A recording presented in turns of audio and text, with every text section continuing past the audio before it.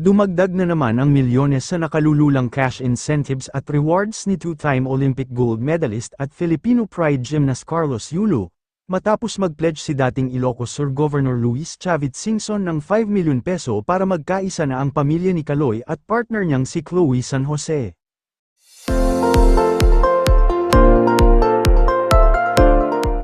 Ayon kay Chavit, ang reward ay hindi lamang basta sa panalo ni Yulo kundi sa pagkakaisa at pagkakabati ng pamilya niya at ni Chloe, na naisa publiko pa ang hidwaan sa isa't isa. Mababasa sa mismong Facebook page ni Chavit, Honorable Luis Chavit Singson pledges a 5 million pesos reward to two-time Olympic champion Carlos Yulo and his family, hoping to foster unity within the family after their personal disputes were publicly shared and debated on various social media platforms. Known for his strong commitment to family values, mentions that the reward is not only for Yulo's momentous achievements but also for the unity of Yulo's family and his partner. Chavit hopes that this reward will inspire others to cherish and support their loved ones, even in times of great endeavors and significant sacrifice, mababasa pa rito.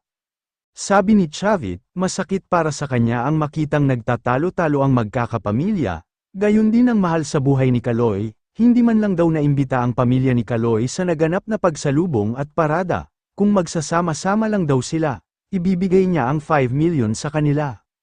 Kung halimbawa namang may ilang miyembro ng pamilya ang hindi magpunta, ibibigay pa rin daw ni Chavit ang premyo niya. Nabanggit pa ni Chavit na gusto niyang magkaayos ang mag-ina dahil nakasaad din ito sa 10 utos ng Diyos. Ang honor thy mother and father, ang importante sa akin magsama-sama sila, sabi ni Chavit. Wala pang update sa magkabilang kampo o partido kung kailan magaganap ang kanilang reconciliation. Wala kasing para nag-away-away, hindi nila makontak. So, kako, okay lang, pero paano kaya makontak ako? Hindi nila makontak. Nag-press release na lang ako. Para lang magsama-sama sila ang ibang pamilya, nagbibigay ako ng 5 milyon. Dahil hindi sa panalo niyang gold na sa Olympic, more on yung sa pamilya. Kasi naramdaman ko yung kaaway mo yung anak mo. Masakit sa ama na away ka anak mo. At hindi man lang sila inibita.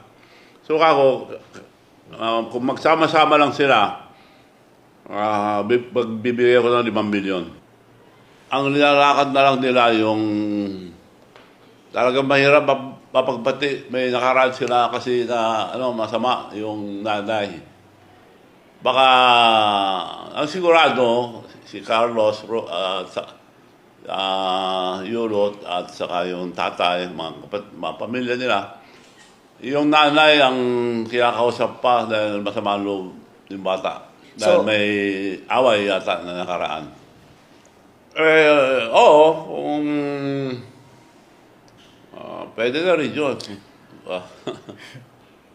Bibigay ko na rin basta makasama sa... Dahil may sinabi sa akin hindi ko lang mabanggit dito yung personal na away nilang mag-ira. Pero yung tatay, parang pumayag na magbati sila, kaya dadali yung pamilya sa akin.